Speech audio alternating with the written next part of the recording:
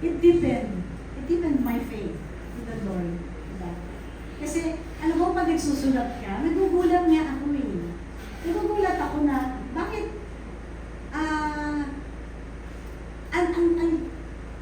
sino yung nagsasabi sa akin? Yung gano'n. Parang it's always divine providence whenever I write songs.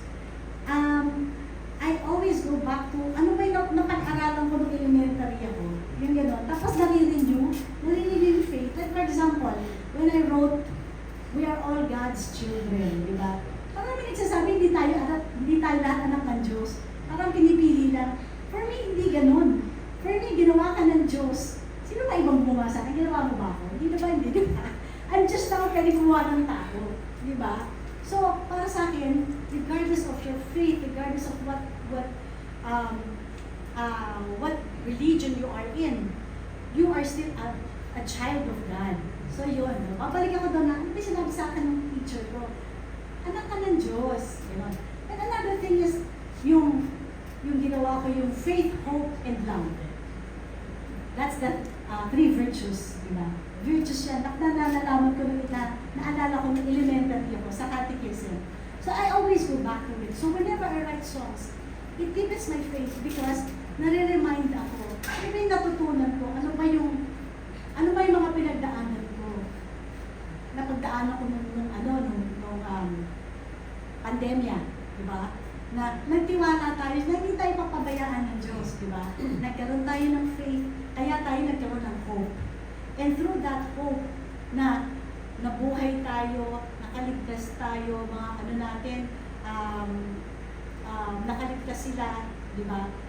Natuto tayo magkaroon ng pagmamahal, which is faith, hope, and love. Di ba? Tumulong tayo. Di ba wala nang tayo ginawa na, kundi kanta tayo, kasi kailangan natin mag-fundraising, di ba? Kasi kailangan tumulong tayo sa mga anak ng COVID patients, sa mga nurses, sa mga hospitals, sa mga caregivers. Ang dami. I think the whole time na COVID, wala kami ginawa kung mag-fundraising. So there's love, there's charity, di ba? So it would really deepen your faith. So pagka nagsusulat ako ng kanta, the first person, I pray to is the Holy Spirit for me to be enlightened and for me to be guided. Kasi it's not just a song, it's a mission. Thank you, Ms. Jamie. Thank you, Charmy. Ito ang susunod na nagdiningas na tanong ay manggagaling kay Rowan Regalado of ABS-CBN PR. Hi, Ms. Jamie. Yung question ko po is, you are recording another song for the Jubilee celebration. Can you tell us more about it po? Okay, it's a song entitled Welcome Mabuhay, Pilgrims of Hope. It was composed by Father Carlo Marco Marcelo. He was also the one who composed the Jubilee song, the Only Selfless Love, and the 500 years song that I sang in the 500 years. No, it is an entrance song. Hindi siya, siya ay song that we would like to sing also for this Jubilee celebration na entrance. Kasi ito yung masaya. Medyo upbeat siya mas upbeat siya kaysa Ningas. Alam mo naman si Father Carlo, ang mga ginagawa ng kanta, yung it's very commercial, that people would be able to sing along with it. So this time, ganun din ang ginawa niya, that people would be able to sing and have joy, because it's a joyful celebration. It's a celebration of hope. Kaya sabi niya, gawa tayo, Jamie. Tapos kantahin nyo na 92 AD. Wala siyang choice. Wala siyang ibang gusto, kundi kami. Kami, alam niya kasi na, eto na, we are a team, and we are committed. We are committed to sing for the glory of God. That's why, para na kami, kami na yung team ng Jubilee. So that's why later on, we'll be recording it, hindi pa namin maparinig sa inyo because i-record pa lang namin mamaya. Thank you po, Miss Jamie. Thank you. Before mag-meeting sila Miss Lalo, may coding question lang si Kate Adahar of Random Republica for 9280 and kay Miss Jamie. Kamusta ang working relationship niyo 25 years ago? Ayan. And up to now. Kami and with Miss Jamie. Yeah. Nako, it's really a blessing to be working with Miss Jamie. Kasi we are so privileged and very honored na 25 years ago, kami na yung magkasama. She chose our group to sing with her the Jubilee song 25 years ago. Here we are again, 25 years after, singing the Mingas ng Pag-asa. So, napaka-selfless ni Miss Jamie, and we are so very honored in doing this beautiful Jubilee song with her. So, thank you, Jamie, for always supporting 9280. O, nakahag na ba kami? Group hug. How about the other members? Sa akin, very caring si Miss Jamie. Maalaga, sobra. Lagi na kami naalala, lagi na naisip, okay ba kayo, ganyan, ganyan, sobra. Yes. So yun yung selfless, sabi nga nila. Sir Ed? Parang walang hirap in terms of our working relationship with Miss Jamie. Parang ang gaang-gaang, ang sarap-sarap ng pakiramdam. Parang, I guess, siguro kasi ang ginagawa namin is also for the service of the church, for the Lord. Kaya parang, ang sarap lang ng trabaho namin to sing together for the church, for the Lord. How about the other members? Hi, good afternoon. My name is Julie. Yes, we would like to, of course, I personally would like to thank Jamie for thinking of us. It's been through her grace that we're part of this project and that we were part of the Jubilee song 25 years ago. It's been a great blessing. Truly, Jamie, you've been a blessing to us. Maraming salamat. And I just wanted to say that Love was touching on the social media and all these external stimuli that's been happening, that's affecting all of us. But another thing is just that I wanted to mention that everyone's faith journey is never static.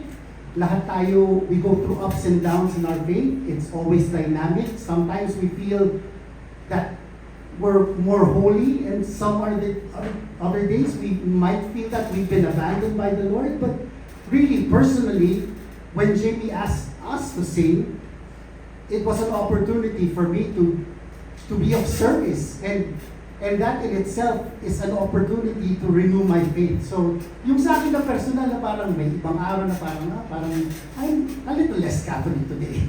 But given these opportunities, parang nararamdaman mo na personally na hindi ka talaga binibitawan ng Panginoon. He reaches out to you and He gives you opportunities to be of service and to strengthen your faith. And He has used Jamie in this particular case to do that. So again, maraming salamat. Yeah.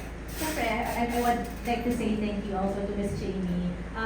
Bilang I'm the newest in the group, I wasn't part of the group that sang in 2000, but I feel like parang na-extend pa rin sa akin yung graciousness and yung relationship that you had with them originally. Walang pinagkaiba sa pakikitungo niyo po sa amin, sa akin. And I thank you, and also thank you for this opportunity nga to be of service to the church. I don't have too many opportunities to sing for yung talaga, kasi kami parati gig so this is a very enlightening and enriching time in my music life that I'm part of this team. Thank you for that. Miss Jamie, your reaction? It's been a wonderful journey since 2020, since year 2000 up until now, 2025. Walang ka-hassle-hassle na sabihin ko lang sa kanila, the moment I ask Ed and Love, Love, meron tayong project, go! Yung gano'n, go! You know, walang kahirap-hirap. Yun na. So, willing sila lagi. Gano'n. So, parang ano na kami, parang wala na kaming napakagaan. Like, for example, they even signed the wedding of my daughter. Yung gano'n. Oo. Saka, isipin mo, mga boss yan. Mga boss ng Right. ABS-CBN. Yeah, from Star Magic. Oo, diba? Pero napaka-humble nila. Right. Napaka-humble. And wala kami na kami nung, hindi pwede yung ganyan. They're so helpful. They're always there. And hindi kami nagkakaroon ng problema. And we're grateful. I am great. As I said earlier, I'm very grateful. And I'm very happy. And sana, as 25 years, ano na ako na ngayon. Kaya pa. 85 na ako na. Hindi, kaya sabi ko, maganda ito gagawin natin. Kasi after 25 years, tayo pa din. Well, I'm sure pagdating ng 25 years, baka hindi na namin magawa. Sabi ko, ubig-ubig na kami nun. Di ba? As for me, I will be 85 by then. So, this is a great opportunity to serve the Lord. And sabi nga, di ba yun naman ang mention natin sa ABS-CBN? Di ba? In the service of the Filipino people. Amen. Amen. We have a question from Carlos Aragon of Mega Kapamilya. Hello po, Miss Jamie. Congratulations po. Ask ko lang po kasi parang hindi po na-clarify or mas na-deep. For sure may deep meaning po yung pagsulat nyo ng Minas ng Pag-asa. Hindi lang siya tinranslate nyo. For sure meron kayong inspiration or pinaka-deep meaning kung bakit nyo po nagawa yung Minas ng Pag-asa. Ang pinaka-inspiration ko doon, yung hope. Kasi yun yung talagang yun yung talagang theme, diba? Binigyan ng Santo Papa, ni Pope Francis, Pilgrims of Hope. So yun ang doon ako nag-focus. Kasi nga, doon sa isang stanza ko nga, diba? We walk with Christ, diba? That's why we have hope. Kasi alam natin, pag naglakad tayo, naniniwala tayo sa Panginoon, meron tayong pag-asa, diba? Yung pangalawa naman, yung humility. Yung humility na nakikita natin yung in our everyday lives, yung pagtulong-tulong lang natin, mga Pilipino, or tulong-tulong natin sa mga ginagawa natin para sa mga ibang tao. It's a sign how humble God is, diba? And we are being used as instruments to give hope to others. Diba? And the last one is yung faith, na hindi naman natin nakikita siya, pero naniniwala tayo. So parang faith, hope, and love pa din. Parang faith, hope, and love pa din, yung inspiration ko. Kasi hindi mo naman parang hangin yan eh. Parang hangin yan, nakakahinga ka. Diba? Pero hindi mo naman nakikita ang hangin. Diba? Parang Diyos, diba? Nabubuhay tayo, binibigyan tayo ng blessings. We're given so much graces. And yet hindi natin siya nakikita. And last is believing that there is eternal life. Na dapat, kung naman yung mission natin sa mundo, gawin natin maganda. Dahil pagdating ng panahon, alam naman natin that there is eternal life. And that is forever. For my second question po sa inyo po lahat. Nasabi niyo po kanina na nagkakaroon kayo ng fundraising during pandemic, and for sure maraming Pilipino nagkaroon naging hopeless or para kinwestiyon na yung God. And kayo, you believe in God. Meron po ba sa buhay niyo or may times sa buhay niyo na parang parang kinwestiyon na po yung Panginoon na bakit nangyayari ito sa mundo? Sa inyo po. Sa akin, parang wala naman. Siguro dahil lagi ko lang isip na wala ka namang ibang kakapitan, di ba? Wala ka namang ibang, pag sinabi mong nasaan, lalo kang magiging lost, di ba? So para sa akin, pag laging kapit lang, di ba? Yun. Sa ating lahat naman may mga napagdadaanan tayo mga hindi magagandang experiences at siguro na nangyari na rin sa atin na parang bakit nangyari sa akin to, bakit nyo ginawa sa akin to. Nangyari rin naman sa akin yun, pero I never doubted or parang sinisi ko yung Diyos kung bakit nangyari sa akin yun. Kasi alam ko may reason naman lahat at sa lahat ng mga pagsubok na dumadaan, merong ibibigay ang Diyos sa iyo na magandang kapalit nun. Parang magandang, may maganda kang experience matututunan doon. So, I guess that's also the message of hope na parang sa kahit na, sa mga hindi magaganda nangyayari sa atin, there's hope. Just keep that hope burning na nandiyan ang Diyos para sa atin.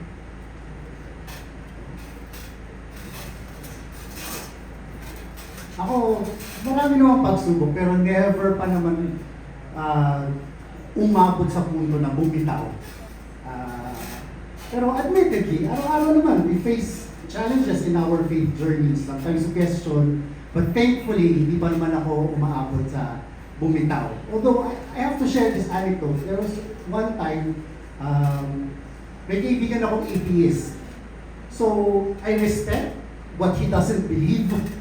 So, but I wanted to get his insights on how do you become hopeful if you don't believe in anything. And I was telling him, parang ako hindi ko kaya. Kasi pag nawala na yung kapit ko sa Diyos, life will be pointless for me. Tapos ang sabi niya sa akin is, so you keep holding on. Yung atheist mismo nagsabi sa akin, if this is what gives you hope and makes your life more meaningful, by all means hold on to that. So that was a great lesson for me, especially coming from someone who doesn't believe in that. Wala na sinabi ni Julie. But ako rin, wala pa rin naman akong time na bumitaw ako. Yun nga, may mga times naman talaga na more of I'm not present to God. Hindi ako all the time open with my relationship with Him. But ang hope ko is that He will never let me go astray. Kahit na minsan ako yung nakakalimot. Ang hope ko is siya, hindi niya ako malilimutan. Hindi niya tayo makakalimutan. So, I still have faith and I will always have my faith. Minsan lang, madali lang ma-distract sa business ng mundo ngayon and sa mga problema ng buhay, ganyan. But, yun din, kasi katulad ng sabi ni Julie, I will always hold on to my faith to Him. And Miss Jane? Ako, syempre matagal na ako sa earth, di ba? Magsisiksi na. sa tagal ko na sa earth, syempre, ang dami ko na rin naman dinaanan, di ba? Ups and downs. So, hindi naman mawawala yan. Mga problema, by the way, 60 na ako next year. Wow! This year! This year? Sa Congo, 60 na ako. Kasi sabi ko, 60 years na ako sa earth. So, talagang madami na ako. But kahit na magsi-senior na ako, I'm still a work in progress. And I think we all are. You know? So, marami pa rin tayong dinadaanan. So, every now and then, marami tayong question kay God. Kasi hindi pa, dahil pa natin dadaanan eh. Diba? So, ako, pag may dinadaanan ako, nagtatanong talaga ako.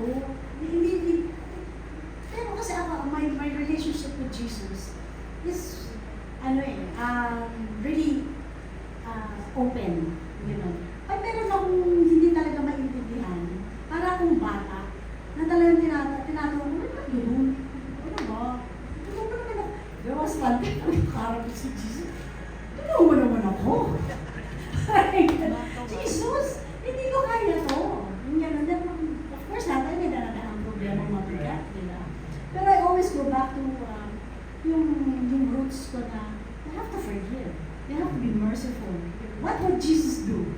Yun lagi ang ano ko, what would Jesus do? Yung gano'n.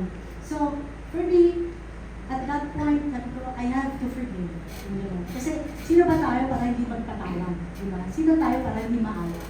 Yung gano'n. So, lahat tayo dinadaanan para naman. Pero, ayun, sabi nga nila namin na hindi pa naman kami bumibigay. Wala bumibigay. Naka-intact yun.